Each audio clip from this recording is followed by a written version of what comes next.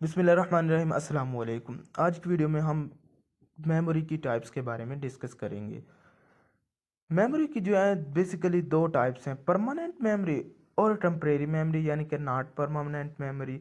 तो permanent memory क्या होती है? This memory store data for a long period of time. ऐसी मेमोरी जो डाटा को एक लंबे अरसे तक स्टोर करे, यानी कि ऐसा डाटा जिसकी फ्यूचर में यूज़र को यूज़ पड़ सकते हैं, नीड पड़ सकती है, तो वो डाटा जो स्टोर करे परमानेंट मेमोरी कहलाएगी। The data does not loss when the computer is turned off. और ऐसी मेमोरी जिसमें डाटा जो है लॉस नहीं होता जब सिस्टम को स्विच ऑफ कर दिया जाता है, वो आपकी परमानेंट मेमोरी कहलाती है। Therefore it is called non volatile memory. इसीलिए ये जो है नॉन वोलेटाइल मेमोरी कहलाती है। बेसिकली परमानेंट मेमोरी यहाँ जो है हमारे पास रोम की बात हो रही है, रीड ओनली मेमोरी की बात हो रही है, यानी कि रोम में डाटा जो है परमानेंटली स्टोर पड़ा रहता है।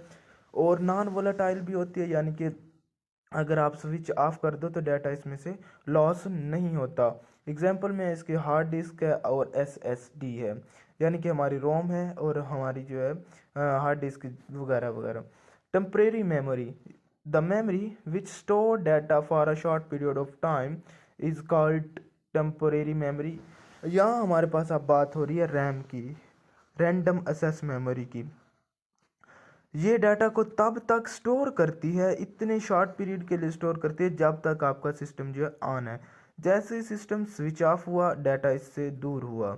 When computer switch off the data will be destroy. जब कंप्यूटर स्विच ऑफ हुआ, डाटा ख़त्म हुआ। It is called volatile memory. इसीलिए इसे जो है वोलेटाइल मेमोरी कहा जाता है।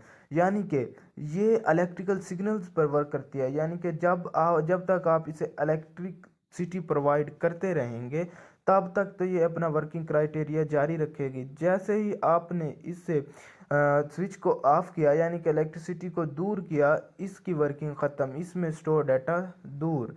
तो इसकी एग्जांपल है हमारे पास रैम। तो ये थी आज की वीडियो जिसमें हमने टू टाइप्स ऑफ मेमोरी के बारे में डिस्कस किया।